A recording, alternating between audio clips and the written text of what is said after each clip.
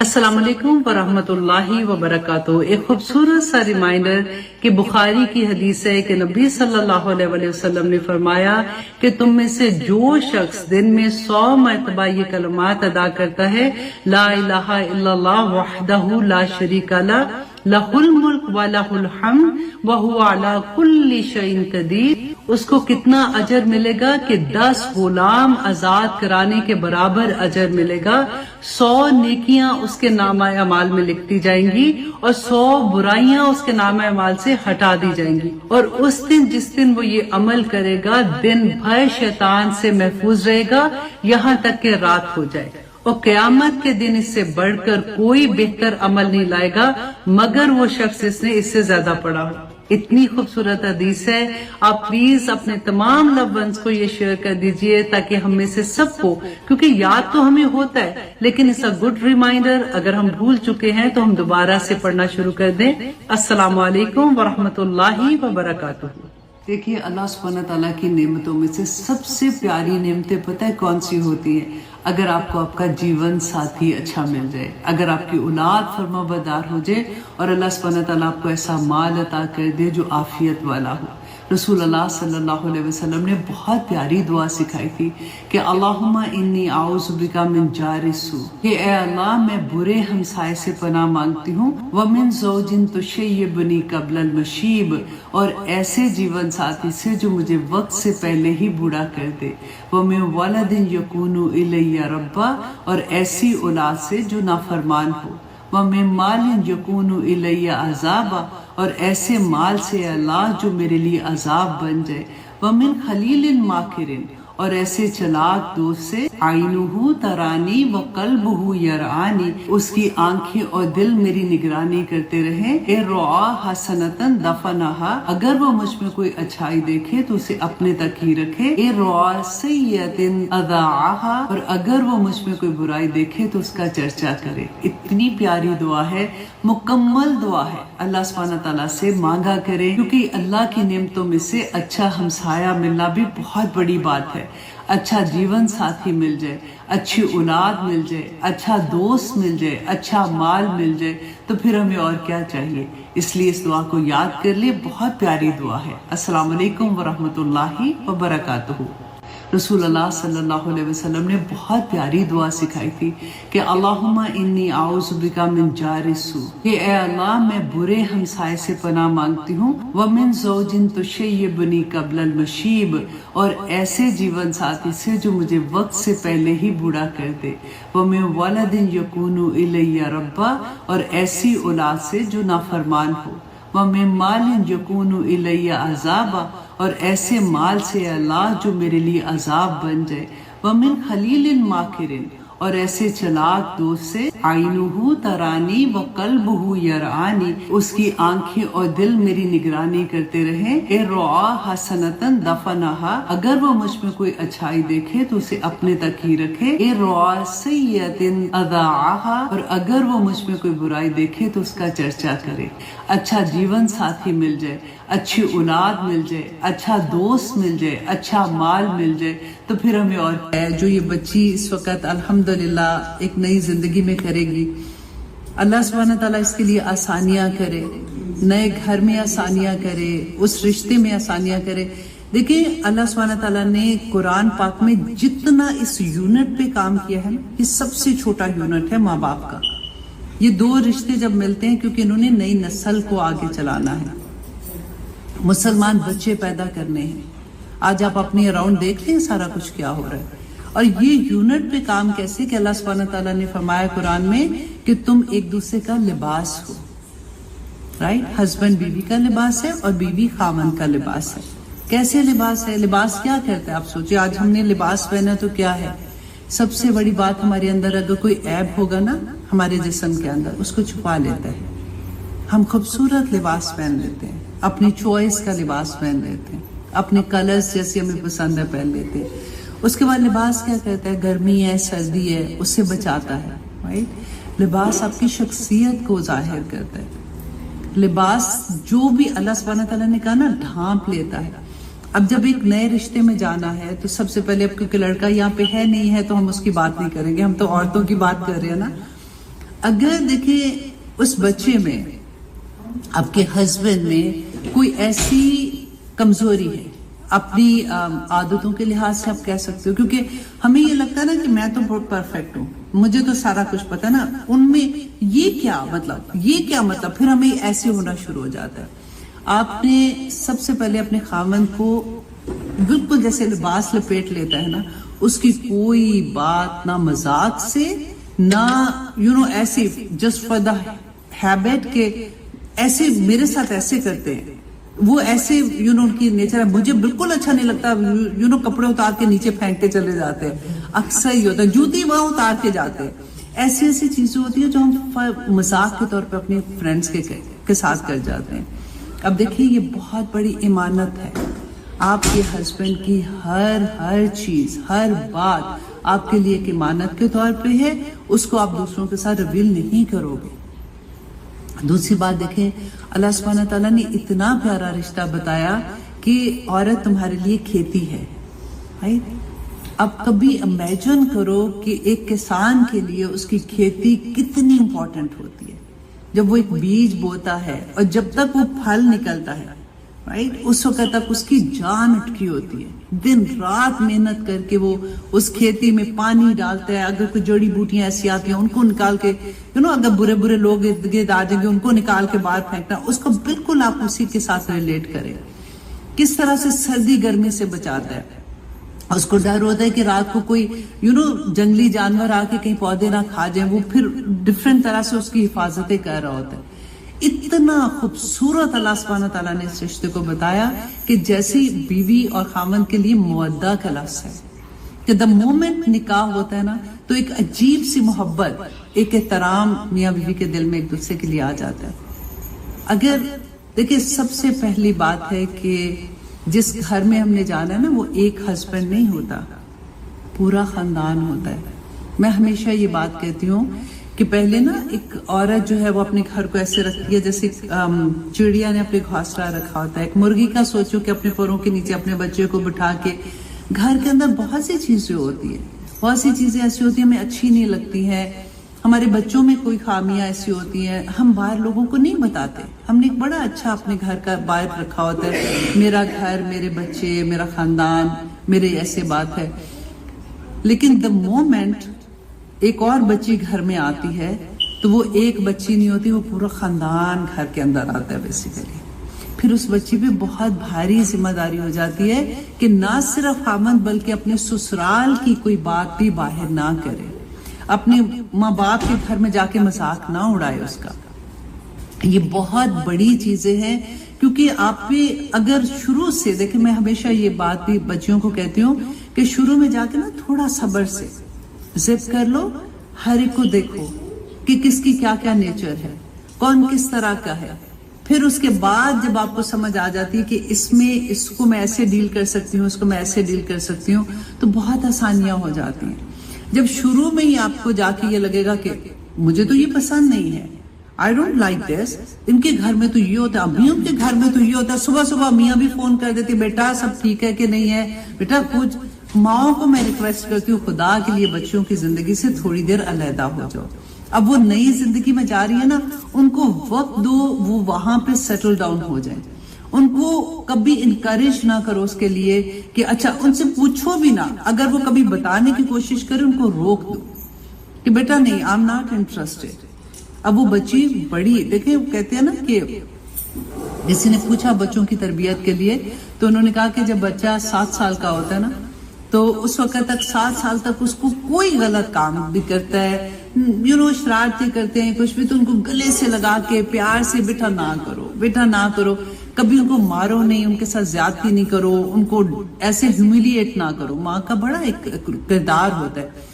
7 سال کے بعد نا پھر اگلے 7 سال 14 سال کا جب بچہ ہوتا ہے، یہ وہ ٹائم ہوتا ہے جب بچے کی تربیت کرنے کا وقت ہوتا ہے، جس میں آپ اس کو پھر ڈانٹیں بھی، اگر وہ کوئی غلط کام کرتا ہے یا کچھ بھی اس وقت سمجھاؤ بھی ان کو.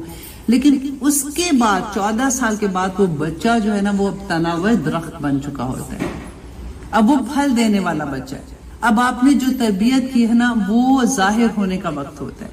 پھر آپ اس کو کچھ نہیں کہہ سکتے، پھر ماؤں کو صرف دعا کرنی پڑتی ہے کہ اب میں نے جو تربیت کی تھی اب اس کے مطابق یہ بچہ ایکٹ کر رہا ہے اپنی زندگی میں. تو ٹرائی کہ جب اپنی نئے گھر میں جاتے ہو تو وہ ماں کی تربیت جو اتنے سال آپ کو ملی ہے نا اس کو پروف کرو ادھر جا کے. آج کل میں نے بہت سنتی ہوں بچوں کی شادیاں ہوتی ہیں, شادیاں ہوئی پھر ختم ہو گئی, جی اب ڈیورس ہو رہی ہے, اللہ نہ کرے ایسے ہو رہا ہے. ریزنز کچھ بھی نہیں ہے, اٹس جسٹ انا کا مسئلہ. میں نے یہ کیا تھا, اچھا اب تو مصیبت یہ ہے کہ ہمارے زمانے میں یہ ہوتا تھا کہ ہسبینڈ کماتے تھے, ہم لوگ آرام سے یاشی سے کھا پی رہے ہوتے تھے, اگر کام بھی کر رہے تھے تو اپنے شوق سے کرتے تھے, نہیں کرنا تو نہیں کرنا, کرنا ہے تو کرنا ہے, وہ والی بات ہوتی تھی. لیکن اب آج کل کی سچویشن میں ہر دونوں کو کام کرنا پڑتا ہے کیونکہ زندگی گزارنے کے لیے خرچے ہی اتنے زیادہ ہو گئے. ہماری وہ کہتے ہیں نا نیڈز اینڈ وانٹ میں ہمیں فرق ہی ختم ہو گیا. تو وہ جب عورت گھر سے نکلتی ہے تھک ٹوٹ کے گھر آتی ہے واپس, وہ وقت بچوں کو نہیں دے سکتی ہے. اب آگے جو پرابلم کیا ہو رہا ہے کہ ہماری نئی نسلیں جو ہے نا وہ بیچاری اس کو سفر کر رہی ہے کیونکہ ماں کو جو اللہ سبحانہ تعالیٰ نے کہا تھا نا کہ آدمی کی ذمہ داری ہے وہ کمائے گا, وہ نانو نفقہ, عورت کی ذمہ داری پوری آدمی کے اوپر. اللہ سبحانہ تعالیٰ نے اتنا بڑا کام, دیکھو آدمی کے اوپر جو ذمہ داری تھی, دیکھو عورت تو کماتی ہے اس کی کوئی ذمہ داری نہیں ہے, دے تو دے, نہیں پیسے گھر میں دیتی تو اس پہ وہ فرض نہیں ہے. لیکن آدمی جو ہے اس کے اوپر یہاں تک ہے کہ وہ اس نے گھر کا خرچ چلانا ہے سارا, رائٹ. تو اس لیے اس کو ایک درجہ اوپر اللہ سبحانہ تعالیٰ نے مقام دیا کیونکہ وہ اپنی کمانا کوئی آسان تو نہیں ہے.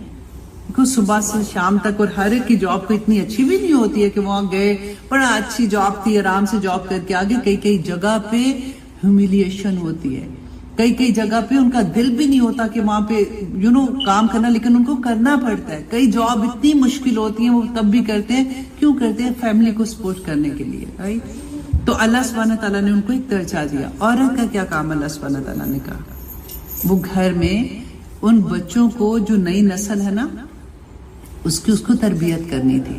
منع نہیں ہے, میں پھر آپ کو کہوں, عورت کو اللہ سبحانہ تعالیٰ نے ایک نئی, اور یہ بہت بڑی ذمہ داری تھی, بہت بڑی ذمہ داری کہ وہ نئی نسل کو تیار کرنا تھا ایک بہترین مسلمان بنا کے. لوگ کہتے ہیں انسان اچھی ہونے چاہیے. میں ہمیشہ یہ بات بھی کہتی ہوں کہ ہر جو اللہ کو نہیں مانتا کافر ہے وہ بھی اچھا انسان ہے. ہو سکتا ہے نا, اچھے انسان تو ہر کوئی ہو سکتا ہے, لیکن ہر اچھا انسان اچھا مسلمان نہیں ہے.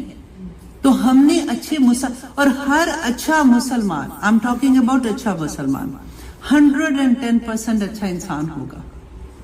تو اس لیے ہمیں مسلمان بچوں کو بڑا کرنا تھا. ہماری ذمہ داری کچھ اور تھی, ہم نے چھلانگ لگائی میرے سمیت. مجھے بھی بڑا شوق ہوتا تھا کہ کیا مطلب گھر میں تو میں بور ہوتی ہوں, مجھے کام کرنا ہے. ہم نے جب باہر نکلے نا تو ہم نے کمپرومائز کس چیز کو کیا, آپ مجھے بتائیں کس کو کیا کمپرومائز؟ گھر کو. بہت بڑا کمپرومائز ہے یہ, کیونکہ گھر کو کیا, بچوں کو کیا, اگلی نسل کو کیا. تو عورت کو اپنا مقام, میں اس کو بات کرنے لگوں تو مجھے لگتا ہے میں 10 دن بھی اس ٹاپک پہ بات کر سکتی ہوں, لیکن کیونکہ وقت اتنا کم ہوتا ہے. اب آپ پہ ہے, آپ سوچو اس بات کو کہ اللہ سبحانہ تعالیٰ نے مجھے اس دنیا میں کیوں بھیجا ہے, میرا مقصد کیا ہے, میں کیا وہ مقصد پورا کر رہی ہوں. اللہ سبحانہ تعالیٰ نے جو نعمتیں دی ہیں, ہاتھ, پاؤں, ناک, آنکھیں, سب کچھ, کیا وہ اللہ سبحانہ تعالیٰ کے احکامات کے مطابق گزار رہے ہیں؟ کیا ہم حق ادا کریں آنکھوں کا؟ ہم ڈیزرو تو نہیں کرتے تھے, اللہ کی نعمت ہے نا, اللہ نے آنکھیں دی ہیں, اللہ کی نعمت ہے, اس کا شکر کیسے ادا کرتے ہو؟ اللہ سبحانہ تعالیٰ نے کہا نا کہ شکر ادا کرو. آنکھوں کا شکر کیا ہوگا؟ میں ان آنکھوں سے وہ چیز نہیں دیکھوں گی جو میرے رب کو پسند نہیں ہے, میں وہ چیز نہیں دیکھوں گی. میں اس پاؤں کا شکر کیا ہے, میں ایسی جگہوں پہ نہیں جاؤں گی جب میرے رب کی نافرمانیاں ہو رہی ہیں. میرے دل کا شکر کیا ہے, میرے دل میں ہمیشہ اللہ کی یاد رہے گی. ہمیں کسی نے بتایا ہی نہیں ہے, نیکی کرنا کوئی مشکل کام نہیں ہے. واللہ آج میں آپ کو یہ کہہ دوں نا, آپ کی کوئی پرابلم ہو کہ یہ والی تصویر پڑھ لینا, آپ 100,000 دفعہ وہ بیٹھ کے پڑھنے کے خوشی سے پڑھ لو گے. آج میں آپ کو یہ کہوں نا کہ آپ یہ کام بچہ ٹھیک نہیں کرے, اس کو آپ نے اپنے اندر سے نکالنا ہے, وہ سب سے بڑا جہاد ہے. اپنی برائیوں کو نکالنا, یہ بڑی نصیب کی بات ہوتی ہے اگر آپ کو کوئی دوست ایسا مل جائے جو آپ کو یہ بتائے کہ ہم میں برائیاں کیا ہے. کوئی بتائے گا نہیں بتاتا کوئی بھی. ڈرتے بھی ہیں لوگ, پھر ان کو خود بھی نہیں پتا تو ہمیں کیا بتائیں گے. ماں باپ بھی نہیں بتاتے, ماں باپ بھی ڈرتے ہیں, ہم بھی ڈرتے ہیں بچوں سے. اگر ایک دفعہ بتا دی اگلی دفعہ اس نے کہنا بس بھی کرے امی آپ زیادہ ہی فنیٹک تو نہیں ہو گئی کہیں. بس اللہ سبحانہ تعالیٰ سے دعا کرو کہ اللہ سبحانہ تعالیٰ آپ کی زندگیوں میں قرآن کھول دے. میں کتنا بھی بول جاؤں گی نا بیٹا, پھر بھی تھوڑی دیر میں آپ بھول جاؤ گے. ابھی کھانا اوپن ہوئے گا, اس کے بعد ہاں ہاں ہی بالکل پتہ بھی نہیں ہوگا کہ میں نے آپ کو کیا کہا تھا. جب تک قرآن ہمارا حاضر امام ہے. نبی صلی اللہ علیہ وسلم کو وصال کے ہوئے بہت سال گزر گئے نا, لیکن قرآن ہمارے پاس ہے. یہ بتائے گا کہ میری زندگی کیسے ہونی ہے, یہ بتائے گا کہ میں ہسبینڈ اینڈ وائف کے ریلیشن کیسے ہونے ہیں, یہ بتائے گا میں نے سسرال میں کیسے جا کے رہنا ہے, یہ بتائے گا. یہ وہ دین جس نے ہمیں یہاں تک بتایا کہ ہم نے سونا کیسے, جاگنا کیسے, بات کیسے کرنی, ایون باتھ روم میں کیسے جانا اور باہر کیسے آنا, یہ بھی بتایا. کون سی دعا پڑھنی ہے, کیا کرنا ہے. کیا وہ دین ہمیں ایسے چھوڑ دے گا؟ تو اللہ کے سامنے کیا جواب دو گے؟ سب آج رات کو سونے سے پہلے کویسچن اپنے آپ سے پوچھنا کہ مجھے اللہ سبحانہ تعالیٰ نے ایز اے مسلمان, الحمدللہ میں نے تو کوئی کوشش نہیں کی تھی, میں کوئی اسلام لے کے تو نہیں آئی ہوں, مسلمان گھر میں پیدا ہو گئی ہوں. کیا اللہ سبحانہ تعالیٰ نے جس مقصد کے لیے مجھے پیدا کیا میں جانتی ہوں؟ اور کیا وہ جاب جو اللہ سبحانہ تعالیٰ نے اہل کتاب سے کیوں لی تھی, ان پہ جو اتنے عذاب آئے تھے, اللہ سبحانہ تعالیٰ نے کہا تم اس قابل ہی نہیں ہو. ایگزیکٹلی وہ چیز آج آپ مسلمان کریں جو ہم ہر جگہ پٹ رہے ہیں نا. ہر جگہ مسلمان ذلیل ہو رہے ہیں. آج کوئی ہمارا عروج کا دور نہیں ہے, ہم ہر جگہ ذلیل ہو رہے ہیں. تو یہ کوئی اللہ کی رحمت تو نہیں ہے ہم پہ؟ سوچو تو صحیح, کیوں اللہ کا غضب ہے, کیوں ہمارے گھر میں بے چینیاں ہیں, کیوں سارا کچھ ہوتے ہوئے بھی ہم لوگ ادھر سے ادھر جا رہے ہیں. اللہ کا دین جو تھا وہ میرے لیے, آپ کے لیے, ہر ایک کے لیے تھا, ہم نے اس کو چھوڑ دیا. اللہ کرے کہ اب آپ نئے گھر میں جاؤ گے نا تو اللہ کی جو اللہ سبحانہ تعالیٰ کے احکامات ہیں, نبی صلی اللہ علیہ وسلم کی زندگی ہمارے سامنے ہے, ازواج مطہرات کی زندگی ہمارے سامنے ہے. اللہ سبحانہ تعالیٰ ہمیں ویسا کرنے کی توفیق عطا کر دے. آمین ثم آمین. سبحان ربک رب العزت عما یصفون وسلام علی المرسلین والحمد للہ رب العالمین. میں آپ لوگوں کے ساتھ شیئر کروں گی کیونکہ ڈیفینیٹلی اسٹوڈنٹ نہیں تھے وہاں پہ, تو آپ لوگ بھی دیکھ سکیں گے انشاءاللہ. بہت اچھا تھا, اور اسپیشلی مجھے اس لیے بھی زیادہ اچھا لگ رہا تھا کہ وہ نئے ٹیچرز جو تھے نا, جو اس دفعہ کے کورس میں تھے, ان سے میں نہیں ملی ہوئی تھی, تو نئی بچیوں سے میں ملی. ماشاءاللہ اتنا دل خوش ہوا کہ چھوٹی چھوٹی سی بچیاں ہیں اور اللہ سبحانہ تعالیٰ نے ان کو اتنا علم دیا ہے. اللہ سبحانہ تعالیٰ ان پہ اپنا رحم کرے. آمین ثم آمین. تو انشاءاللہ اپنی کلاس شروع کرتے ہیں.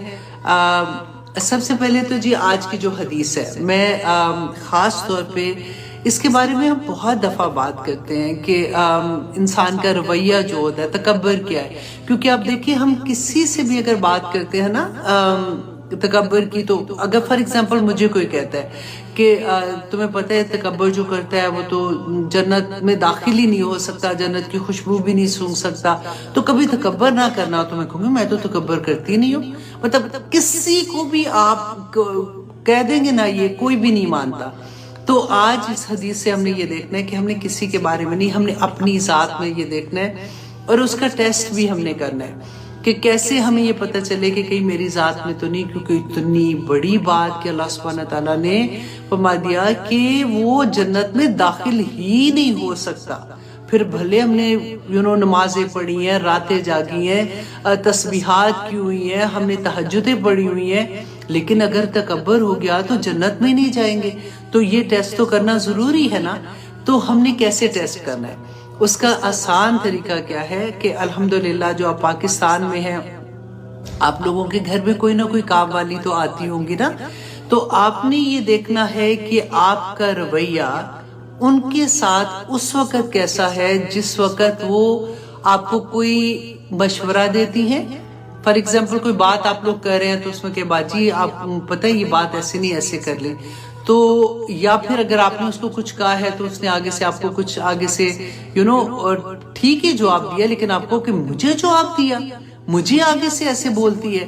تو اس طرح کی آپ نے کل ہی صبح انشاءاللہ، کیونکہ آج تو رات ہو گئی نا، صبح آپ نے یہ ٹیسٹ کرنا ہے کہ کیا سارا دن جب آپ ایسے لوگوں کے درمیان میں ہیں جو گھر میں کام والی ہیں یا آپ کے انڈر کوئی کام کر رہا ہے یا کسی بھی طرح سے، آپ دیکھیں تکبر ضروری نہیں ہے یہ کام والوں سے، ہمارے رشتوں میں بھی، ہسبینڈ اینڈ وائف کے رشتوں میں بھی یہ چیز آ جاتی ہے کہ تکبر کا احساس ہو جاتا ہے. کبھی خاوند کو لگتا ہے کہ مجھے جواب دیا، میرے ساتھ ایسے بات کی. تو اللہ سبحانہ تعالیٰ ہمیں ان چیزوں سے محفوظ رکھے، کیونکہ یہ جو دین کا سفر ہے نا، جو اللہ سبحانہ تعالیٰ کی پہچان کا سفر ہے، وہ یہی ہے کہ ہم اپنے اندر سے وہ ساری چیزیں آہستہ آہستہ کر کے نکالتے جائیں، اور آہستہ آہستہ ہم اپنے اندر کو اتنا پیوریفائی کر دیں کہ اللہ سبحانہ تعالیٰ کو ہم پسند آ جائیں. تو مسلم کی حدیث ہے 5108. اللہ اکبر، یہ پھر سے ویسے ہی ہونا شروع ہو گیا یوٹیوب میں، لیکن اللہ سبحانہ تعالیٰ انشاءاللہ، میں نے کہہ دیا تھا اسی لیے کہ اگر کوئی زیادہ آپ لوگوں کو مشکل ہوئی تو آپ لوگ فیس بک میں آ جائیے گا انشاءاللہ. تو مسلم کی حدیث ہے 5108. حضرت ابن مسعود رضی اللہ عنہ بیان کرتے ہیں، قال رسول اللہ صلی اللہ علیہ وسلم، کہ رسول اللہ صلی اللہ علیہ وسلم نے فرمایا، لا يدخل الجنہ، کہ نہیں داخل ہوگا وہ جنت میں، من کان فی قلبہ، جس کے دل میں ہوگا مثقال ذرۃ. ذرہ آپ دیکھیں کتنا، اتنا ذرے کے برابر بھی، من کبر، کہ ذرے کے برابر بھی اگر اس کے دل کے اندر کوئی کبر ہوگا، اس کے دل کے اندر کوئی تکبر، کوئی بڑائی کا احساس ہوگا، وہ جنت میں نہیں داخل ہوگا. تو بڑا بڑا کبر تو دور، آپ سائڈ پہ کر دینا، یہ ذرے کے برابر بھی کبر ہوگا تو ہم جنت میں نہیں جا سکتے. اس لیے اس کے اوپر ہم نے کام کرنا ہی کرنا ہے. ہم نے یہ دیکھا، وہ کہتے ہیں نا کہ اللہ والے لوگ جو ہوتے ہیں نا، مٹی ہو جاؤ، کہ جو بھی اگر آپ لوگوں کو الحمدللہ اللہ سبحانہ تعالیٰ نے کام والے عطا کیے ہیں جو آپ کو ہیلپ کرتے ہیں گھر کے کام میں، تو یہ تو اللہ سبحانہ تعالیٰ کی طرف سے کتنی بڑی نعمت ہے، اور ان کا شکریہ کہ وہ لوگ اس طرح سے ہمارے گھروں میں آتے ہیں، کام کرتے ہیں. اللہ سبحانہ تعالیٰ ان کی آسانیاں کرے. جی، یوم عاشورہ کا روزہ جو ہے اس کا تعلق کربلا کے ساتھ ہے. تو ایسا نہیں ہے، رسول اللہ صلی اللہ علیہ وسلم جب مکہ میں تشریف رکھتے تھے تب بھی وہ 10 محرم کا روزہ رکھتے تھے. جب وہ مدینہ میں تشریف لاتے ہیں تو یہودی پہلے سے ہی 10 محرم کا روزہ رکھا کرتے تھے. رسول اللہ صلی اللہ علیہ وسلم نے جب ان سے یہ پوچھا کہ تم اس دن کا روزہ کیوں رکھتے ہو، تو انہوں نے کہا کہ اس دن فرعون سے موسیٰ علیہ السلام اور اس کی قوم کو نجات ملی تھی، تو شکرانے کے طور پر موسیٰ علیہ السلام یہ روزہ رکھتے تھے، تو اسی وجہ سے ہم بھی روزہ رکھتے ہیں. اور یہ دن بیسیکلی وہ عید کی طرح منایا کرتے تھے. رسول اللہ صلی اللہ علیہ وسلم نے فرمایا، آئندہ سال ہم 10 محرم کے ساتھ 9 محرم یا پھر 11 محرم کا روزہ ملائیں گے. اور وجہ کیا تھی؟ تاکہ یہود کی مشابہت نہ ہو سکے. لیکن رسول اللہ صلی اللہ علیہ وسلم اسی سال وصال فرما گئے، اور انہوں نے اپنی زندگی میں کبھی بھی یہ 2 روزے اکٹھے نہیں رکھے. لیکن مسلمانوں کو اس دن کے روزے رکھنے کا حکم دیا. مگر جب رمضان کے روزے فرض ہو گئے تو پھر رسول اللہ صلی اللہ علیہ وسلم نے فرمایا، اب جو چاہے تو وہ 10 محرم کا روزہ رکھے اور جو چاہے نہ رکھے، کیونکہ یہ تو نفلی روزہ ہے نا. صحیح مسلم کی حدیث ہے 2666. حضرت عبداللہ بن عباس رضی اللہ عنہ فرماتے ہیں، رسول اللہ صلی اللہ علیہ وسلم نے عاشورہ 10 محرم کا روزہ رکھا اور لوگوں کو بھی 10 محرم کے روزے رکھنے کا حکم دیا. لوگوں نے کہا کہ یا رسول اللہ، 10 محرم تو یہود و نصارہ کے نزدیک بڑی عصمت کا دن ہے. آپ صلی اللہ علیہ وسلم نے فرمایا کہ انشاءاللہ آئندہ سال ہم 10 محرم کے ساتھ 9 محرم کا روزہ بھی رکھیں گے. لیکن آئندہ سال آنے سے پہلے نبی صلی اللہ علیہ وسلم اس دنیا سے وصال فرما گئے. مسلم کی ایک اور حدیث میں ہے کہ حضرت ابو قتادہ رضی اللہ عنہ بیان کرتے ہیں کہ رسول اللہ صلی اللہ علیہ وسلم نے فرمایا کہ میں اللہ سبحانہ تعالیٰ سے امید رکھتا ہوں کہ اللہ سبحانہ تعالیٰ یوم عاشورہ کے روزے کے بدلے میں گزشتہ 1 سال کے گناہ معاف فرما دیں گے. اسے مسلم نے روایت کیا ہے. اللہ سبحانہ تعالیٰ سے دعا کرتے ہیں کہ اللہ سبحانہ تعالیٰ ہمیں سب کو صحت اور ایمان کے ساتھ اس سال میں بھی 9 اور 10 یا 10 اور 11 کا روزہ رکھنے کی توفیق عطا کرے، تاکہ ہم اتنے بڑے ثواب سے محروم نہ ہوں. آمین ثم آمین. 10 محرم کربلا 61 ہجری رسول اللہ صلی اللہ علیہ وسلم کے وصال کو صرف 50 سال گزرے تھے، تو آخر ایسا کیا واقعہ پیش آیا کہ وہ اہل بیت جس کے بارے میں رسول اللہ صلی اللہ علیہ وسلم نے ہمیں یہ سکھایا کہ ہم اپنی نماز میں یہ درود پڑھا کریں کہ اللہم صلی علی محمد وعلی آل محمد، تو ایسا کیا واقعہ پیش آیا کہ امام حسین کو کوفہ جانا پڑا، اور پھر کیسے کوفہ کے لوگوں نے ان کو خط لکھے، اور پھر کیسے وہ اپنے وعدے سے پھر گئے، اور پھر کیسے 10 محرم میں اہل بیت کو شہید کر دیا گیا سوائے زین العابدین کے۔ وہ ایک بچے تھے جو کہ بخار میں مبتلا تھے، اور وہ عورتوں کے خیمے میں تھے، اس لیے وہ بچ گئے، اور پھر شمع نے امام حسین رضی اللہ عنہ کا سر دھڑ سے علیحدہ کر دیا اور ابن زیاد کو پیش کیا، اور ابن زیاد نے پھر کیا کیا، یہ ساری ڈیٹیل ہم انشاءاللہ دیکھیں گے منڈے کی کلاس میں۔ Do not miss this class, انشاءاللہ اس کلاس میں ہم یہ سارا قصہ دیکھیں گے کہ حضرت علی، امام حسن اور امام حسین رضی اللہ عنہم اجمعین کے ساتھ یہ سارے واقعات کیوں پیش آئے، اس کی کیا وجہ تھی۔ اللہ سبحانہ تعالیٰ ہمیں توفیق عطا کرے کہ ان تمام واقعات سے ہم کچھ سبق سیکھ سکیں۔ انشاءاللہ پوری کلاس میں ہم 10 محرم تک کی پوری ہسٹری جانیں گے، اور ہمارا حق بھی بنتا ہے کیونکہ ہم مسلمان ہیں، ہمیں یہ جاننا چاہیے کہ ہمارے اسلاف کے ساتھ کیا ہوا تھا اور کیسے واقعات پیش آئے تھے۔ انشاءاللہ آپ سے ملاقات ہوگی منڈے کو پاکستانی ٹائم رات 9 بجے اینڈ ہیوسٹن ٹائم صبح 11 بجے، اور انڈیا میں اس وقت رات کے 9:30 بجیں گے۔ Do not miss this class. اللہ سبحانہ تعالیٰ سے دعا کرتی ہوں کہ اللہ سبحانہ تعالیٰ ہم جو بھی علم حاصل کر رہے ہیں اسے ہمارے لیے نافع بنا دینا، آمین ثم آمین۔ السلام علیکم ورحمۃ اللہ وبرکاتہ۔ بچی نے اپنے گھر سے سب کچھ سیکھا ہوتا ہے، وہ اگر ماں نہ بھی بتائے نا تو وہ دیکھ رہی ہوتی ہے یہ رشتوں کو کہ کیسے نپٹے ہیں، کیا کرنا ہے، تو اس کی تربیت بیسیکلی ہو چکی ہوتی ہے۔ آج ہم بات کریں گے تو میں یہ سوچ رہی تھی کہ میں کہاں سے شروع کروں گی، کیونکہ اتنا تھوڑے سے ٹائم میں یہ اتنا بڑا یونٹ ہے شادی کا کہ اس کے بارے میں کمپلیٹ بات کرنا ممکن نہیں ہے۔ میں کوشش کرتی ہوں کہ تھوڑا سا جتنا ٹائم ہے اس میں کچھ بات ایسی کر سکوں، اور اللہ سے دعا کرتی ہوں کہ ہم میں سے کسی کی زندگی اس سے بدل جائے۔ ابھی دیکھیں نکاح جو ہے نا، نکاح ایک عہد ہے، ایک بندھن جو ہم باندھتے ہیں، ایک عہد کرتے ہیں ہم اللہ سبحانہ تعالیٰ کو گواہ بنا کے، اور 2 انسان اس کے اندر جڑ جاتے ہیں اس رشتے کے اندر۔ لیکن وہ عہد کو پورا کرنے کے لیے، کیونکہ یہ ایک چھوٹا عہد نہیں ہوتا، ایسا ہیوج ذمہ داری، بہت بڑی ذمہ داری ایک انسان پہ آ جاتی ہے۔ ایک بچی جس کی زندگی پہلے میں، I, me and my self, right, میں اٹھوں گی، میں کھاؤں گی، میں جاؤں گی، میرا کمرہ ہے، میرا فون ہے، میرا یہ ہے، میں، رائٹ۔ اس کے بعد ایک دم سے ہم میں آ جاتے ہیں، تو یہ کوئی آسان کام نہیں ہوتا۔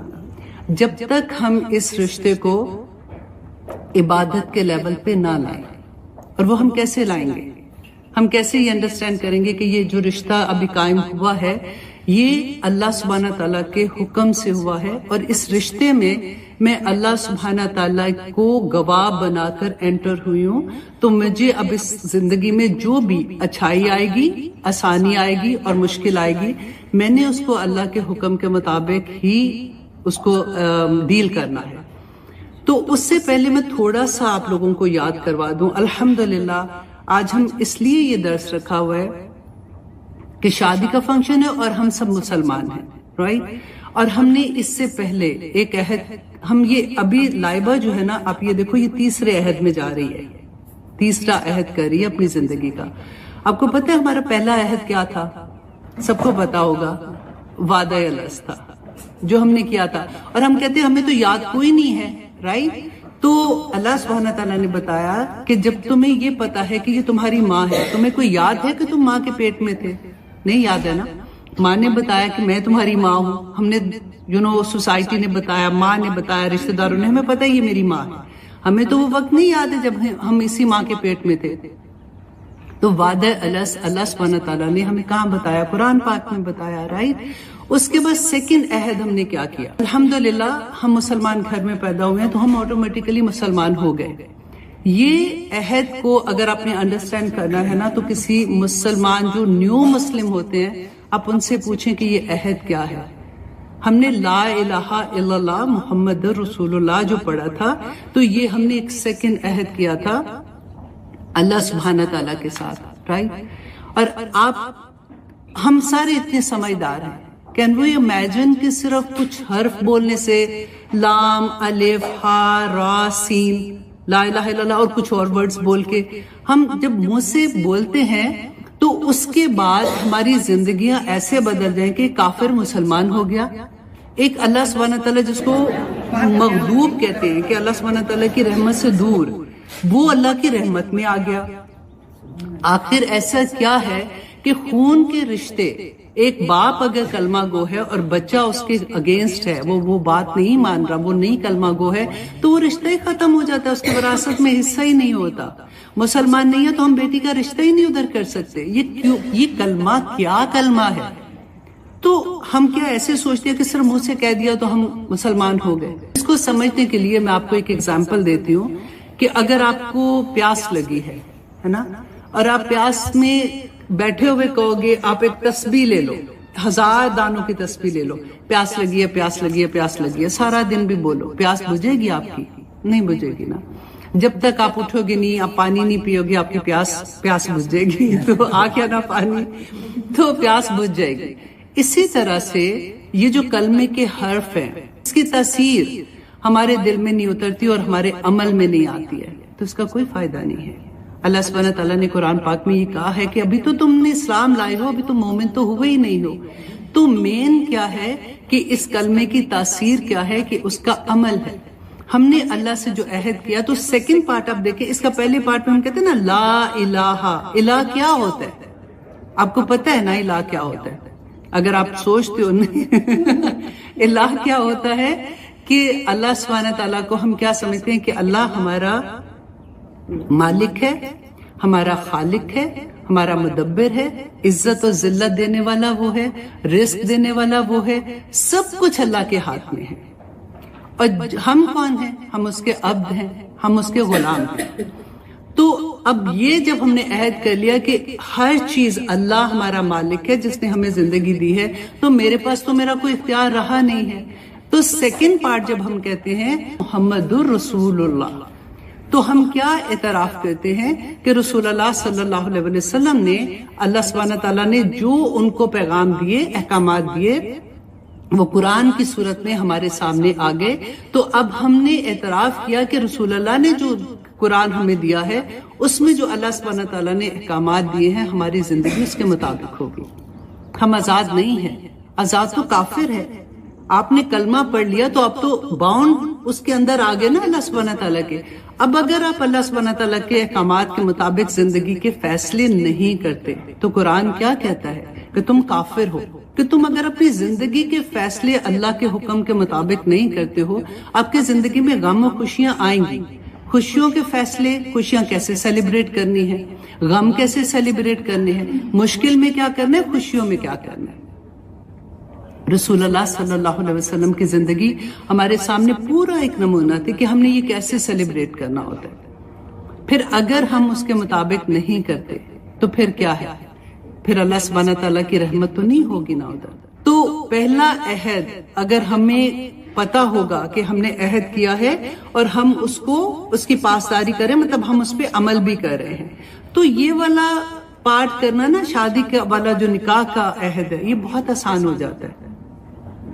اب اسی چیز کو آپ دیکھیں کہ ہم نے کلمہ پڑھا اور ہم نے اس کو عمل میں کیا، جو اللہ کا حکم تھا. ہماری زندگی بالکل ایسے ہم پڑھتے ہیں نا لا اکراہ فی الدین، تو یہ کس کے لیے ہوتا ہے کہ دین میں کوئی زبردستی نہیں ہے.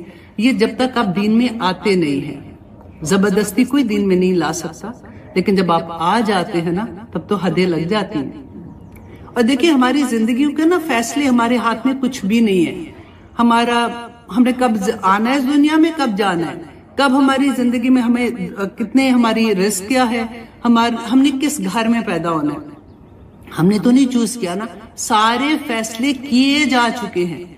ہمارے ہاتھ میں صرف یہ ہے کہ 2 راستے اللہ نے دیے ہیں، ایک برائی کا ایک اچھائی کا، کہ کس راستے پہ تم نے چلنا ہے، اس کے مطابق آخر میں رزلٹ ہوگا. تو ہم میں سے کوئی بھی آزاد نہیں ہے کہ میری مرضی میری زندگی ہے. اب ہم آتے ہیں نکاح کی طرف. اللہ سبحانہ تعالیٰ نے، دیکھیں اتنی پیاری آیات مجھے لگتی ہیں جب ہم کبھی اس کا پڑھتے ہیں کہ نکاح جو ہے نا اس کے بارے میں کہ میاں بیوی جو ہے وہ ایک دوسرے کا لباس ہے. رائٹ. یہ ہمیں سب کو پتا ہے. لباس کیا کرتا ہے؟ ایک دوسرے کے عیب، ایک دوسرے کی پرابلم، ایک دوسرے کی ایسی چیزیں جو دوسروں کو نہیں پتا، بیوی اس کو ڈھانپتی، ایون تو ماں کو بھی نہیں پتا ہوتا. جو خامد اپنی بیوی کے سامنے ہوتا ہے نا، وہ ماں کے سامنے تو ویسے ہی وہ اچھا ہوتا ہے. اس کو پتا ہوتا ہے ماں ہرٹ ہوگی، ماں کے سامنے ایسی بات نہیں کرنی. بیوی کو پتا ہوتا ہے، رائٹ. تو وہ جو اس کی پرائیویسی ہے، اس کی کوئی ایسی خامی ہے جو وہ اس کے باہر لوگوں کو نہیں پتا، اس کو وہ ڈھانپ کے رکھتی ہے. پھر اللہ سبحانہ تعالیٰ سیکنڈ کہتے ہیں الرجال قوامون علی النساء، کہ آدمی جو ہے وہ قوام ہے. تو یہ یوزلی یہ چیز ہم سے ہضم نہیں ہوتی ہے کہ ایسا کیسا اس کو قوام بنا دیا، ہم بھی تو کسی سے کم نہیں ہیں. دیکھیے عورت اور مرد کوئی فرق نہیں ہے، دونوں ایک جیسے ہیں. اللہ سبحانہ تعالیٰ نے اگر اجر کے حساب سے دیکھو نا تو دونوں کو ایک ہی جیسا، وہ جو کام کرے گا اس کو اجر ہے، وہ جو نیک کام کرے گی اس کا اجر ہے. ڈفرنس کہاں ہے؟ وہ قوام ہے، وہ جو کماتا ہے وہ اپنے خاندان پہ خرچ کرتا ہے. اللہ سبحانہ تعالیٰ نے اس لیے اس کو ایک یونٹ بن رہا تھا نا. شادی جو ہے، نکاح جو ہے، اب یہ ایک ایسا یونٹ بن گیا کہ جس میں اب ایک لڑکا لڑکی ایک اور زندگی کے اندر داخل ہوتے ہیں جس میں انہوں نے نئی نسل کو پیدا کرنا ہے. سب سے پہلے تو یہ ہوگا کہ آپس میں ان کی انڈرسٹینڈنگ ہونی چاہیے، رائٹ. اور انڈرسٹینڈنگ کا جو پیریڈ ہے یہ بہت مشکل ہوتا ہے. جیسے میں نے آپ کو کہا نا کہ پہلے لڑکی کا آئی مائی اور مائی سیلف والی زندگی سے ایک دم سے وہ چلی جاتی ہے اس میں کہ میں اور یہ مل کے کیا کر رہے ہیں. اب اس کی مرضی کے مطابق تو زندگی نہیں رہتی ہے. اب بالکل یہ دیکھیں کہ آپ اپنے گھر میں، آپ اپنے کچن میں، آپ کی مرضی آپ نے کیا پکایا، آپ کی مرضی آپ اٹھے، آپ نے یہ چیز کی، آپ نے پکایا کھایا اور بیٹھ کے. اب اگر آپ نے ایک ریسٹورینٹ کھولنا ہے تو آپ کیا کریں گے؟ آپ اپنی مرضی کے کھانے تو نہیں وہاں پکا کے رکھیں گے نا. آپ کو دیکھنا ہوگا کہ جو میرا کسٹمر آ رہا ہے، جو اس ایریا کی ریکوائرمنٹ ہے، میں ویسے کھانے رکھوں گی، میں ویسے سروس کروں گی، ویسے میں سروس دوں گی. بالکل وہی چیز اگر آپ یہاں پہ رکھیں گے نا تو آپ کے لیے آسانی ہو جاتی ہے سمجھنے میں کہ now you are like a unit. اب آپ اکٹھے کام کرتے. تو یہ صرف عورت کے لیے نہیں ہے، یہ آدمی کے لیے بھی، میاں بیوی دونوں کے لیے ایک ہی چیز ہے. اب نمبر 1 اگر دیکھیں، عبادت جب ہم کرتے ہیں نا تو عبادت صرف نماز، روزہ، حج، زکوٰۃ نہیں ہے. ہر وہ حکم جو اللہ سبحانہ تعالیٰ نے ہمیں قرآن پاک میں دیا ہے اس کو پورا کرنے کے لیے جو ہم ایفرٹ کرتے ہیں نا وہ عبادت ہے. اب یہ شادی کا پورا آپ دیکھیں، ایک عورت اپنی پوری زندگی عبادت بنا سکتی ہے اگر وہ شادی کو اللہ کے احکامات کے مطابق گزارتی ہے. اب اگر دیکھیں مشکل آنا اور آسانی آنا، ہم ساری عبادت کو خوشی خوشی تو نہیں کرتے ہیں. کئی دفعہ ہوتا ہے کہ بستر سے نکلنے کو دل نہیں چاہتا، فجر میں اٹھنے کو اتنا مشکل ہو جاتا ہے، کبھی صحت ٹھیک نہیں ہے، کبھی موڈ ٹھیک نہیں ہے، کبھی نئی آنکھ کھل رہی ہے، پھر بھی ہم زبردستی کرتے ہیں نا اٹھ کے کہ نہیں نماز تو پڑھنی ہے. اور جب ہم نماز پڑھتے ہیں تو ایک سکون سا ہوتا ہے. ایون تو میرا دل نہیں تھا، بڑی مشکل سے اٹھی، لیکن اللہ تیرا شکر ایک فرض پورا کر لیا. یہی سکون جو ہے نا یہ اللہ سبحانہ تعالیٰ کے احکامات پورا کرنے پہ ہر انسان کو ملتے ہیں.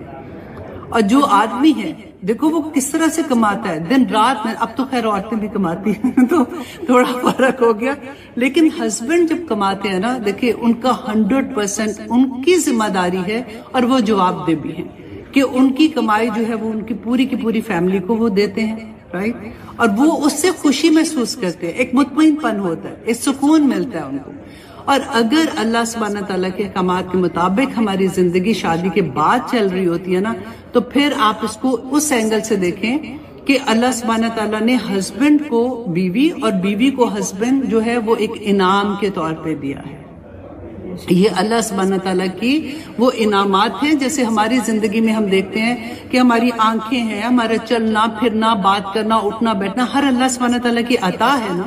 ہم یہ نہیں کہہ سکتے کہ یہ چیزیں جو ہم ڈیزرو کرتے ہیں، یہ چیزیں ہم ڈیزرو نہیں کرتے، یہ اللہ سبحانہ تعالیٰ کی عطا ہوتی ہے. اور ہسبینڈ کو اگر آپ اس اینگل سے دیکھو گے نا تو آپ کو پھر ان کی کوئی چیز بری کوئی نہیں لگے گی کہ یہ تو اللہ سبحانہ. اب دیکھیے جب گفٹ ملتا ہے تو ہم کیا کرتے ہیں؟ گفٹ جب ملتا ہے تو ہم اللہ کا شکر ادا کرتے ہیں نا کہ اللہ تیرا شکر ہے. اسی طرح سے ہسبینڈ کو بھی اگر آپ اس کی ہر چیز کو دیکھ کے یہ کہیں گے نا اللہ تیرا شکر ہے، تو نے مجھے یہ ہسبینڈ عطا کیا ہے. اب کیا کہ اس میں اگر کوئی مشکل آتی ہے، آئے گی مشکل، یہ شادی کی زندگی جو ہے نا، یہ تھوڑی دیر والی وہ چیز نہیں ہوتی کہ ہم نے جو موویز میں دیکھا ہوتا ہے، ڈراموں میں دیکھا ہوتا ہے، تو ہمیں لگتا ہے اوہ یہ تو بس ہنی مون والا پیریڈ جو ہے وہ بڑی جلدی ختم ہو جاتا ہے. اس کے بعد وہ محبت جو ہے نا وہ رسپیکٹ میں بدل جاتی ہے. دعا کرو کہ رسپیکٹ رہے بس. ٹھیک ہے. تو اس پیریڈ میں جب کوئی مشکل وقت آتا ہے نا، تو جس کا سینٹر پوائنٹ، اب یہ غور کیجئے گا، جس کا سینٹر پوائنٹ اللہ سبحانہ تعالیٰ ہوں گے نا، وہ کبھی ناکام نہیں ہوگا. وہ کبھی یہ نہیں سوچے گا کہ اس نے مجھے یہ کہا ہے تو میں بھی اس کو یہ کہوں گی، میں اس سے اتنی محبت کرتی ہوں، وہ تو مجھے ایسے جواب نہیں دیتے، وہ تو میری کیئر نہیں کرتے، وہ یہ نہیں کرتے، کیونکہ اس کو پتہ ہے پھر کیا ہوگا کہ میرے رب کا کیا حکم تھا اس بارے میں. اگر وہ صبر کرتی ہے نا لڑکی، کیونکہ اس کا ریلیشن اللہ سبحانہ تعالیٰ سے اتنا اسٹرانگ ہے کہ وہ یہ سوچے گی کہ یہ وقت میرے پہ آزمائش کا ہے، میں اگر صبر کروں گی تو مجھے تو اتنا اجر مل جائے گا. اس اوکے اگر وہ ایسے کر رہے ہیں. اگر وہ ناراض ہیں تو کوئی بات نہیں، میں پہلے ہاں کر دیتی ہوں، پہلے جا کے منا لیتی ہوں، کیونکہ اگر میں پہل کروں گی تو مجھے اس کا بھی اجر ملے گا. تو وہ ہر چیز میں جو زندگی میں آئے گی اس میں وہ اجر ڈھونڈنے کی کوشش کرے گی، اس میں اللہ سبحانہ تعالیٰ کو منانے کی کوشش کرے گی کہ میرے اللہ سبحانہ تعالیٰ اس سے کتنے خوش ہوں گے.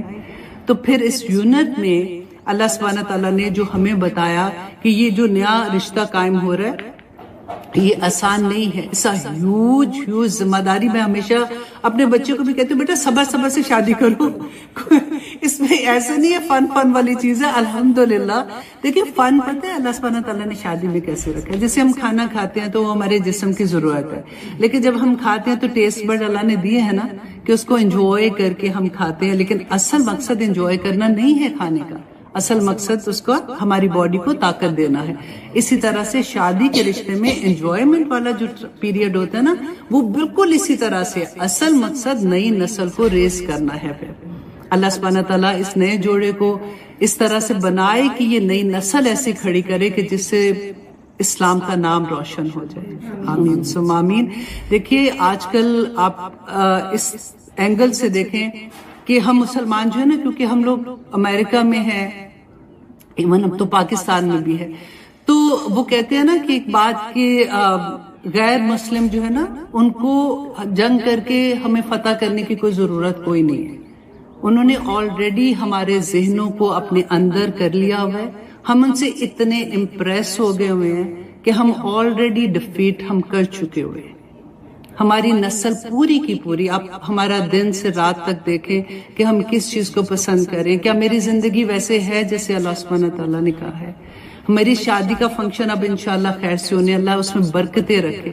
کئی دفعہ ایسا ہوتا ہے کہ ہم اتنے مقدس رشتہ، اتنا امپورٹنٹ رشتے کی طرف بچوں کو لے کے جا رہے ہوتے ہیں جس میں ہمیں ضرورت ہوتی ہے اللہ سبحانہ تعالیٰ کی رحمتوں کی. تو کبھی ہم اللہ سبحانہ تعالیٰ کی اتنی بڑی بڑی نافرمانیاں کر جاتے ہیں تو کیا اس وقت فرشتے نازل ہوں گے؟ مجھے ہما کی شکل نظر آتی ہے کہ تم ٹاپک کہیں اور نہ لے کے جاؤ. دیکھیے اللہ سبحانہ تعالیٰ جب ہم کوئی ایسا کام کرتے ہیں نا تو آپ ایک سیکنڈ کے لیے سوچا کرو کہ اس وقت فرشتے نہیں شیطان نازل ہوتے ہیں. اللہ سبحانہ تعالیٰ نے قرآن میں سب کچھ بتا دیا ہے. اب دیکھیے یہ جب رشتہ قائم ہوتا ہے نا ایک ہسبینڈ اینڈ وائف کا، تو اتنی پیاری مجھے آیات لگتی ہے. آیات کہتے ہیں اللہ کی نشانیاں جس کو دیکھ کے اللہ سبحانہ تعالیٰ یاد آ جائے، جس سے دیکھ کے ہمیں پتہ چل جائے کہ میرا رب ہے جس نے مجھے کیا حکم دیا ہے. وَمِنْ آیَاتِهِ اللہ کی نشانیوں میں سے یہ ہے، سورۃ روم کی آیا ہے، ان خلق لکم من انفسکم ازواجا، کہ اللہ نے تم ہی میں سے ایک تمہاری بیوی کو پیدا کیا. آدم علیہ السلام تھے نا، آدم علیہ السلام تو اکیلے تھے، اداس ہوئے جب تو اللہ سبحانہ تعالیٰ نے ان کو گفٹ کیا تھا، ہم عورتوں کو، رائٹ، ایک عورت کو گفٹ کیا تھا. تو آگے دیکھیے اتنا پیاری بات ہے کہ لتس ازواجا لتسکنوا علیہا، عورت کے اندر اللہ سبحانہ تعالیٰ نے سکون رکھ دیا ہے. اور سکون دیکھیں ہر انسان کے، آج ہم پاگلوں کی طرح ڈپریشن، پرابلم، سیڈنس، یہ سارا کچھ ہوتا ہے نا، اتنا مشکل دوائیاں کھا رہے ہیں. تو اللہ نے وہ سکون جو ہے نا وہ ایک عورت کے اندر رکھتی ہے جب وہ اس رشتے کے اندر آتی ہے. اتنی بڑی بات ہے. آپ میں سے ہر جو ماشاءاللہ ہم شادی شدہ ہیں اور جو غیر شادی شدہ ہیں جن کی ابھی شادی ہو رہی ہے وہ یہ سوچے کہ کیا میں اپنے ہسبینڈ, اچھا بعض اسکالر نے اس کو دونوں طرف سے بھی کہا کہ ہسبینڈ اینڈ وائف دونوں کے لیے, اور بعض نے کہا کیونکہ ہاں ہے نا گرامر جن کو آتی ہے ان کو پتا ہوگا کہ ہاں کی ضمیر عورت کی طرف جاتی ہے, مؤنث کی طرف جاتی ہے. تو اللہ سبحانہ تعالیٰ نے وہ سکون جو ہے, کیا میں اپنے خاوند کے لیے سکون کا باعث ہوں؟ اگر تو آپ سکون کا باعث ہیں تو آپ کو مبارک ہو, کیونکہ اللہ نے بنایا ہی آپ کو ایسے ہے.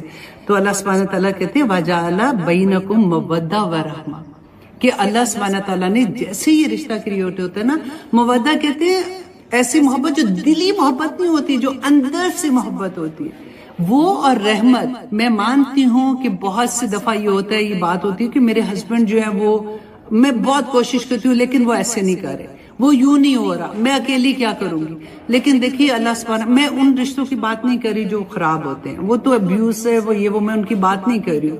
میں عام بات کر رہی ہوں کہ گھر کے اندر جب ایسی سچویشن ہوتی ہے نا, تو آپ یہ دیکھیں کہ یہ میرے اللہ کا, اسی وقت آپ رک کے اگر یہ سوچیں گے نا کہ میرے اللہ کا حکم کیا ہے اس کے بارے میں, رسول اللہ نے کیا فرمایا تھا, ان کی زندگی میں کیا, رسول اللہ کی زندگی میں ٹربلز نہیں آتے تھے.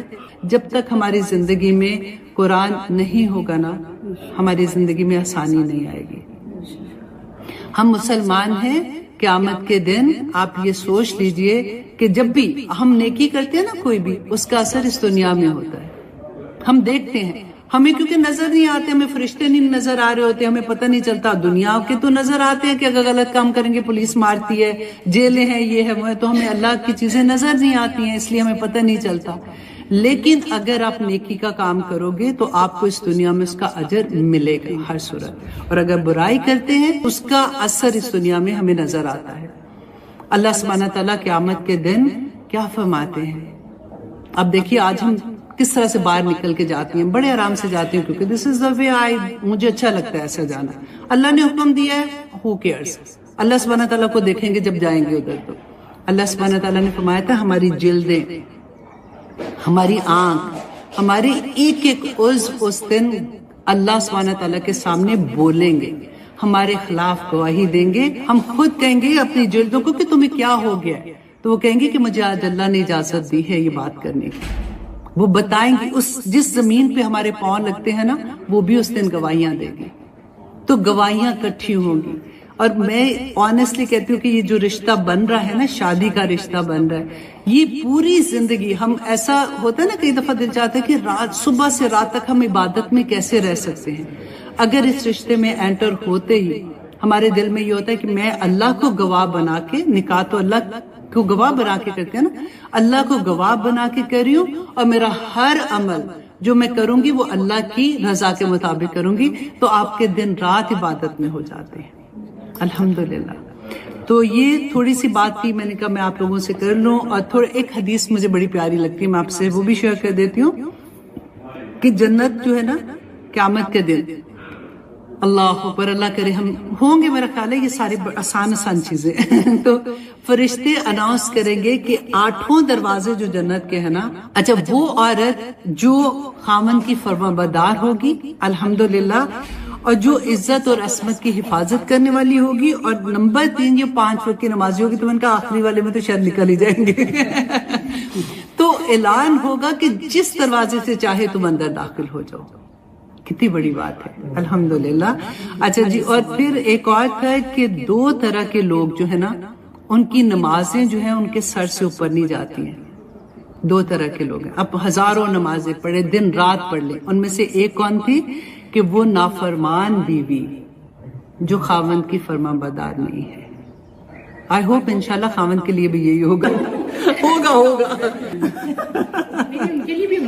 ہوگا نافرمان. دیکھو وہ تو وہی میں نے کہا نا کہ وہ بالکل علیحدہ سے جو بدتمیز ہوتے ہیں, جو ایسے والے ہوتے ہیں. یہ ہم ریگولر بات کر رہے ہیں, کئی دفعہ ہوتا ہے کہ ہم اپنی چھوٹی سی غلطی سے اپنا گھر خراب کر لیتے ہیں, انا کا مسئلہ بنا دیتے ہیں. جو مومن ہے نا اس کے اندر انا کوئی نہیں ہوتی ہے. اللہ سبحانہ تعالیٰ وہ تکبر جو ہوتا ہے نا, مجھے ایسے کہا, میں کیوں مناؤں اس کو, پہلے میں ایسے کیوں کروں. چھوٹی چھوٹی بات پہ لڑائی ہو جاتی ہے کہ جوتی ادھر کیوں رکھی تھی, کپڑے ادھر کیوں پہنتے. اب دیکھیں جو لڑکا ہے نا, اس کی ماں نے اس کو جو تربیت کی تھی نا، آپ اس کی ماں نہیں ہے. ایک چیز آپ اپنے، وہ کہتے ہیں نا پلو سے باندھ کے جانا کہ بیوی ماں نہیں ہے. آپ اپنے خامند کی تربیت کرنے کی کوشش نہ کرنا. وہ جو بن کے آ گیا ہے نا، آ گیا ہے، اور جو بڑی ہے نا وہ آپ کو گواہی دے سکتی ہے یہ گواہی دے سکتی ہیں. آپ اس کو بدل سکتے ہو تو صرف اپنی محبت سے، آپ اپنے پیار سے بدل سکتے ہو. اگر کوئی بڑی بات ہو نا، چھوٹی موٹی باتیں تو ہم پیار سے بدل دیتے ہیں. اگر آپ کو کوئی بات ایسی لگے کہ فار ایگزامپل میرے ہسبینڈ کو رات کو دیر سے آنے کی عادت ہے، زیادہ دوستوں میں رہتے ہیں، شروع میں تھوڑا صبر سے آہستہ آہستہ اس کو سمجھائیں. اس کی ماں سے بات کریں، کیونکہ اس نے اگر اس کو وہ سمجھائے گی نا تو اس کو سمجھ آ جائے گی شاید، لیکن آپ کی اس کو سمجھ کوئی نہیں آنی ہے. ماں سنے نہیں تو کیا کریں؟ ماں نہ سنے تو پھر اللہ سے دعا کریں گے. رائٹ. تو لیکن آنیسٹلی میں کہہ رہی ہوں انشاءاللہ ایسا نہیں ہوگا انشاءاللہ. میں گواہی دے سکتی ہوں. کیا بات ہے. سب سے پہلے ایک بہت پیارا مشورہ میں آپ کو کہوں گی، شروع میں جا کے نا زپ کرو، چپ کر کے دیکھو پورا خاندان، کیونکہ آپ ایک رشتہ نہیں ہے. لائبہ کو یہ پتہ ہے کہ ہمارے سب کے ایکسپیرینس ہوتے ہیں کہ جا کے نا صرف دیکھو، کیونکہ پہلے آپ جس ہسبینڈ کو جانتے تھے نا، اب ایک نیا ہسبینڈ نکلے گا اب ایک نئی شکل نکلتی ہے. اچھا، اب اس کے بعد آپ نے کیا کرنا ہے، زپ کر کے نا آپ نے دیکھنا ہے کہ اچھا ان کی کیا کیا عادت ہے، اچھا میری ساس کی کیا عادت ہے، میرے سسر کیسے ہیں، دیور نندے، اتنے نئے رشتوں میں بچی ایک دم سے ایک بیٹی جو ہے نا در رشتوں میں آ جاتی ہے. رائٹ. تو پھر ادھر اس کو یہ دیکھ کے نا پھر آہستہ آہستہ وہ دیکھے کہ میں نے کیا چیز کرنی ہے، کیا چیز بہتر ہوگی. اچھا میں یہاں پہ اپنے سسر کی اگزامپل دیتی ہوں. جب میں پہلی دفعہ کام کے لیے باہر نکلی تھی نا، تو انہوں نے مجھے بڑی پیاری بات کی. انہوں نے کہا کہ بیٹا آپ کام کے لیے باہر جا رہے ہو تو ایک بات کا خیال رکھنا کہ آپ عائشہ صرف نہیں ہو، وہ عائشہ کو کہیں دور رکھ دو. رائٹ. آپ احمد عثمان کی ماں ہو، آپ خالد کی بیوی ہو، آپ حسیب کی بہو ہو، آپ اتنے رشتوں کے ساتھ آپ باہر جا رہے ہو. اب آپ کا نام اپنا نہیں ہے، ہمارے ساتھ جڑا ہوا. تو اس لیے قدم بھی پھونک کے رکھنا. یہی بات میں لائبہ سے کہوں گی کہ بچہ اب آپ ایک نہیں رہے ہو، اب آپ کے ساتھ اتنے رشتے جڑ جاتے ہیں نا تو بندہ فیل بھی کرتا ہے. وہ بڑی خوبصورت یہ رشتہ ہوتا ہے کہ اب ماشاءاللہ شادی ہو رہی ہے. اب اگر آپ یہ دیکھو گے نا بیٹا، حقوق و فرائض کا رشتہ شروع ہوتا ہے تو آپ گیونگ اینڈ پہ رہو گے، مجھے دینا کیا ہے. ابھی لینے والی چیز اگر تھوڑی دیر کے لیے پیچھے بھی چھوڑ دو گے نا کہ مجھے یہ نہیں ہوا، میرے ساتھ یہ کیا، مجھے ایٹیٹیوڈ دکھایا، اس وقت تو یہ ہوا تھا، یہ ساری چیزیں اگر تھوڑی دیر کے لیے بچہ چھوڑ دینا تو وہ زندگیاں بہت پیاری ہو جاتی ہیں. طرف یہ بھی ہوتا ہے نا، جب یہ لڑکی سب کچھ چھوڑ چھاڑ کے جس گھر جا رہی ہے تو وہاں اس کو اسپیس بھی دے. ہاں اپنے ہاتھوں کو بالکل. ہاں یہ میں بھول گئی ہوں کہ یا تو ساس بھی ہیں تو تھوڑا سا ان کے بارے میں لیکن پتہ ہے یہ ساری چیز میں ایک چیز ہے کہ اگر آپ اللہ کے قریب ہے نا اور آپ کی زندگی اللہ کے احکامات کے مطابق، آپ ہر چیز میں اللہ سے مشورہ کرنے بیٹھ جاتے ہیں کہ یا پاک پروردگار اب میں کیا کروں، اب یہ سچویشن ہوگی اب میں کیا کروں، امی نے بھی کہا تھا کہ آ کے نہیں بتانا تو اب میں کیا کروں. آپ بلیو کریں کہ اللہ سبحانہ تعالیٰ کی طرف سے رحمتیں آئیں گی. اب یہ جو پہلی رحمت آتی ہے نا، شادی جیسے آپ کرتے ہو تو اللہ نے کہا لِتَسْكُنُوا عَلَيْهَا، تو مودہ ملے گی، رحمہ ملے گی. آپ پہلا قدم اٹھا کے اللہ کی مرضی کے مطابق کرو گے نا، پھر رحمتوں کی بارشیں دیکھنا، پھر وہ گھر جنت کیسے بنتا ہے پھر آپ وہ دیکھنا، پھر آپ کے ہسبینڈ آپ کی کیسے محبت آپ سے کرتے ہیں اور کیسے عزت دیتے ہیں، اور سسرال کیسے آپ کو ایکسپٹ کرتے ہیں، پھر وہ دیکھنا. تو ایسے نہیں یہ ساری چیزیں مل جاتی. بس یہ کہ دینے والا اینڈ رکھو، دینے والا اینڈ رکھو شروع میں. لینے والی بات ابھی نہ رکھو کہ مجھے کیا ملا ہے کیا نہیں. انہوں نے مجھ سے یہ کہا، اس کی تو باڈی لینگویج دیکھو. ہم جب لڑائی کرتے ہیں نا، میں کہتی ہوں کہ ہم اتنے آرام سے کہتے ہیں میں نے تو کچھ نہیں کہا تھا، لیکن وہ مجھے یہ کہہ رہے تھے، تو ہمیں ان کی شکل نظر آ رہی ہوتی ہے جب وہ چیخ رہے، ہمیں اپنی شکل ہی نظر آتی کہ جو ہماری باڈی لینگویج اس وقت بن رہی ہوتی ہے نا، ان کو اس سے پوری میسج مل رہا ہوتا ہے. کہ ہم کیا کر رہے ہیں. تو اس لیے اللہ سبحانہ تعالیٰ سے دعا ہے کہ اللہ سبحانہ تعالیٰ اس پیارے سے رشتے میں لائبہ کی برکت ڈال دے. اللہ سبحانہ تعالیٰ اس کو شہزادیوں کی طرح اس گھر میں رکھے. اللہ سبحانہ تعالیٰ اس کو قدر کرنے والے لوگ دے اور دیے ہیں اللہ سبحانہ تعالیٰ نے. اسی طرح سے ان کی محبتیں، ان کے احترام ایک دوسرے کے ساتھ سلامت رہے. آمین ثم آمین. ان کو اس گروپ میں سے پھر الاٹ کیے جاتے ہیں اسٹوڈنٹ، تو پھر بڑی مشکل ہو جاتی ہے جب آپ لوگ تھوڑی بہت گڑبڑ کرتے ہیں. تو تھوڑا سا پڑھ لیجئے گا، اوپر لکھا ہوگا. تو انشاءاللہ آج لائف کے بعد آپ لوگوں کے ساتھ شیئر ہو جائے گا. ایک چھوٹی ویڈیو بھی میں نے اناؤنسمنٹ کے لیے بنا دی ہے، اس کے نیچے بھی لنک ہوں گے، تو آپ لوگوں کو کوئی مشکل نہیں ہوگا انشاءاللہ. میرا وعدہ ہے کہ وہ لوگ جو کرنا چاہتے ہیں یہ کورس، اس طرح سے اتنی آسانی. آپ دیکھیں، آپ کو 5 آیات، سب سے پہلے تو یہ ہے کہ 5 آیات ہوں گی، ان کے ورڈ ٹو ورڈ ٹرانسلیشن ہوگی، اس کی تفسیر ہوگی.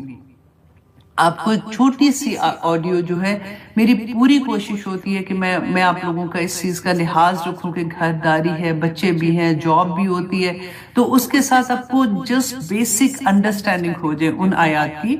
دین آپ اپنی آسانی سے جب آپ کو وقت ملتا ہے آپ اس کو یاد کر لیتے ہیں. پھر اس کے بعد اس ایک ہفتے میں آپ کی ایک لائیو کلاس ہوتی ہے آپ کی ٹیچر کے ساتھ، جس میں آپ اپنا وہ سبق سناتی ہیں، وہ جو آپ سے پوچھتی ہیں، اینڈ دین اس میں یہ ڈسکس کیا جاتا ہے کہ یہ آیا جو ہے وہ آپ کی زندگی پہ آپ اس کو کیسے اپلائی کرتے ہیں، یا آپ اس کو کس اینگل سے دیکھتے ہیں کہ یہ آیا، اگر یہ قرآن ہمارے لیے نازل ہوا ہے نا، تو یہ آیا میرے اوپر نازل ہو رہی ہے، تو مجھے اس پہ اللہ سبحانہ تعالیٰ کیا پیغام دے رہے ہیں. تو انشاءاللہ 1 سال 5 مہینے کا یہ سفر ہوگا جس میں آپ پوری قرآن کی سب سے بڑی سورہ جو ہے انشاءاللہ آپ اس کو اچھے سے انڈرسٹینڈ کر لیں گی. آپ میں سے زیادہ تر مجھے پتہ ہے آلریڈی اسٹوڈنٹ ہیں، لیکن اگر آپ کے کوئی لو ونس ہیں آپ ان کے ساتھ ضرور شیئر کیجئے گا، تاکہ اگر وہ پڑھنا چاہتے ہیں تو وہ آرام سے یہ کورس کو جوائن کر لیں گے انشاءاللہ. تو آئیے جناب آتے ہیں ہم اپنے سبق کی طرف. سب سے پہلے تو میں آپ کے سامنے جو حدیث سنانے والی ہوں سنن ابی داؤد کی ہے اور 4800 اس کا نمبر ہے. اچھا، سب سے پہلے تو آپ مجھے یہ بتائیے، do you understand the meaning of ضمانت؟ جیسے فار ایگزامپل کوئی کسی کام چیز میں پھنس جاتا ہے، ٹھیک ہے، تو ہم کہتے ہیں نا کہ ضمانت ہوگی تو پھر ہم اس کو چھوڑیں گے. جیسے اگر فار ایگزامپل کوئی جیل میں ہے تو وہ ضمانت دینا، یا فار ایگزامپل کسی نے گاڑی لینی ہے تو اس کو وہ گاڑی نہیں دیتے کیونکہ اس کا اپنا کریڈٹ اتنا اچھا نہیں ہوتا، تو اس کو کریڈٹ نہیں مل رہا ہوتا، تو وہ کہتے ہیں جی ضمانت ہے. تو ضمانت اگر لے کے آتے ہیں تو ایک بندہ یہ ضمانت دیتا ہے کہ اگر اس نے اپنی قسط نہ پے کی تو اس کی جگہ پہ میں ضمانت دیتا ہوں کہ میں یہ پیسے دے دوں گا. تو اس لیے ضمانت دیتے وقت بڑا خیال رکھنا چاہیے، کیونکہ کئی دفعہ ہم ایسی جذباتی ہو کہ گاڑی کسی نے لی، کسی نے گھر لیا، اس کے لیے ضمانت دیتے ہو، بعد میں پھنس بھی جاتے ہیں. لیکن یہاں پہ اس حدیث میں آپ دیکھیے گا کہ رسول اللہ صلی اللہ علیہ وسلم نے ضمانت دی ہے، اور رسول اللہ کی تو ہر بات حق ہے، ٹھیک ہے. اور وہ بھی ایسی ضمانت ہے کہ جنت کے اندر ایک گھر، جنت کے اندر ایک گھر، ایک محل جو ہے وہ جنت کے درمیان میں، اور ایک محل جنت کی بلندی پہ، 3 محل ملنے کی ضمانت ہے. اور اس میں ہم نے کرنا کیا ہے؟ ہم نے کرنا کیا ہے کہ حضرت ابو امامہ رضی اللہ عنہ بیان کرتے ہیں کہ رسول اللہ صلی اللہ علیہ وسلم نے فرمایا کہ میں اس شخص کے لیے جنت کے اندر ایک گھر کی ضمانت دیتا ہوں جو لڑائی جھگڑا چھوڑ دے. اور ایون دو، مطلب ایسے نہیں کہ چھوڑ دے بس ٹھیک ہے لڑائی ہو رہی ہے، ایون دو وہ حق پہ ہو. یہ مشکل کام ہوتا ہے کہ آپ کو پتا ہوتا ہے کہ آپ حق پہ. دیکھیں ہماری لڑائی کس سے ہونی ہوتی ہے یا بحث ہوتی ہے تو ہسبینڈ ایک بیچاروں کے ساتھ ہوتی ہے، اور تو اس کے علاوہ ہم کوئی لڑ نہیں رہے ہوتے. لیکن اگر اس طرح سے گھر میں نا سکون بھی بہت ہوگا، دونوں کے لیے، ہسبینڈ کے لیے بھی ہے، وائف کے لیے بھی ہے. جو بھی جنت میں گھر بنانا چاہتا ہے وہ یہ کر لے کہ اگر کبھی بھی کوئی مس انڈرسٹینڈنگ ہو رہی ہے کسی پہ، میں نے ایسے نہیں کہا، آپ کیوں ایسے مجھے کہہ رہے ہیں، آپ بار بار مجھے ایسے کہتے ہیں، اور پھر ایک دم سے آپ کو یہ حدیث یاد آ جائے تو آپ بیک آف ہو جائیں، آپ کہ ٹھیک ہے میں چھوڑتی ہوں اس بات کو، اللہ سبحانہ تعالیٰ انشاءاللہ اس کا فیصلہ کریں گے. اور اتنی سی بات کر کے چھوڑ دیں اس بات کو تو آپ کو جنت میں ایک محل مل جائے گا. کتنی بڑی بات ہے نا. لیکن ایک دفعہ نہیں، بار بار یہی کرنا ہے. اور کسی بھی جگہ پہ اگر ایسا ہوگا تو اسی طرح سے آپ کو یہ حدیث یاد رکھنی پڑے گی، تو آپ کو جنت میں ایک گھر مل جائے گا۔ اچھا، سیکنڈ میں رسول اللہ صلی اللہ علیہ وسلم نے فرمایا کہ میں جنت کے بیچوں بیچ مطلب درمیان میں ایک محل کی ضمانت دیتا ہوں اس شخص کو جو جھوٹ بولنا چھوڑ دے، خواہ وہ مذاق میں ہی ہو، مذاق میں بھی جھوٹ نہیں بولنا۔ کبھی بھی ایسے ہمیں عادت ایسے ہو جاتی ہے نا کہ ایسے ہی جس بات کر دیتے ہیں، ہمیں پتہ بھی نہیں ہوتا۔ ہمیشہ ایک ایگزامپل اس کے بارے میں آتی ہے کہ کسی کا فون آیا تو انہوں نے کہا کہ ماما کیا ہے، تو بچے کو اشارے سے کہتے کہنا ماما نہیں ہے گھر پہ، ماما نہیں ہے، تو ایسے والا۔ اور اگر مذاق سے بھی کوئی چھوٹے سے چھوٹا جھوٹ بھی نہیں بولنا تو جنت کے درمیان میں ایک محل ملے گا، ٹھیک ہے۔ اب 2 محل تو ہم نے لے لیے نا، اب تیسرا محل دیکھیں کہ رسول اللہ صلی اللہ علیہ وسلم نے فرمایا تھا کہ جنت کی بلندی پہ، جنت کے درجات ہے نا، اس کی بلندی پہ رسول اللہ صلی اللہ علیہ وسلم محل عطا کریں گے، دیں گے، اس کی ضمانت دیتے ہیں وہ انسان جس کا اخلاق اچھا ہوگا۔ الحمدللہ۔ اب دیکھیں حضرت عائشہ رضی اللہ عنہا سے پوچھا تھا نا کہ رسول اللہ صلی اللہ علیہ وسلم کا اخلاق کیسا ہے، تو وہ کہتے تھے کہ وہ تو چلتا پھرتا قرآن ہے۔ تو اخلاق اچھا کس کا ہوگا؟ جو حکم اللہ سبحانہ تعالیٰ نے قرآن میں دیے ہیں اس کے مطابق، جو رسول اللہ صلی اللہ علیہ وسلم کو ہم نے دیکھا، ہم نے ان کی احادیث میں دیکھا، اس کے مطابق ہماری زندگی ہے، تو انشاءاللہ ہم جنت میں 3 محل بنا ہی لیں گے انشاءاللہ۔ تو یہ مجھے بہت پیاری حدیث لگی تھی کہ ہم نے کسی نہ کسی لیول پہ ایسا ہوتا ہے کہ جب ہمیں یاد آتا ہے تو ہم اگر کر بھی رہے ہوتے ہیں، ہماری نیتیں اچھی ہوتی ہیں، واللہ ہم یوزلی یہی ہوتا ہے کہ ہم انشاءاللہ آپ سے کوئی غلط کام نہیں کرنا، اور کئی دفعہ نا ہم بڑی بڑی چیزوں کو دیکھ رہے ہوتے ہیں نیکی حاصل کرنے کے لیے، اچھا میں یہ کروں گی، میں یہ کر لوں گی، یہ کروں گی، اور چھوٹی چیزوں کو ہم اگنور کر دیتے ہیں۔ تو اس طرح سے یہ چیزیں ہماری، کیونکہ چھوٹی چیزیں میں اس سینس میں کہہ رہی ہوں کہ ہماری زندگی میں یہ عام طور پہ ہو رہی ہوتی ہیں اور ہمیں پتہ نہیں چلتا۔ تو انشاءاللہ جی اسی طرح سے آہستہ آہستہ یہ سفر تو ہمارا چلتا ہی رہے گا نا، تو ہم سیکھتے رہیں گے اور سکھاتے بھی رہیں گے۔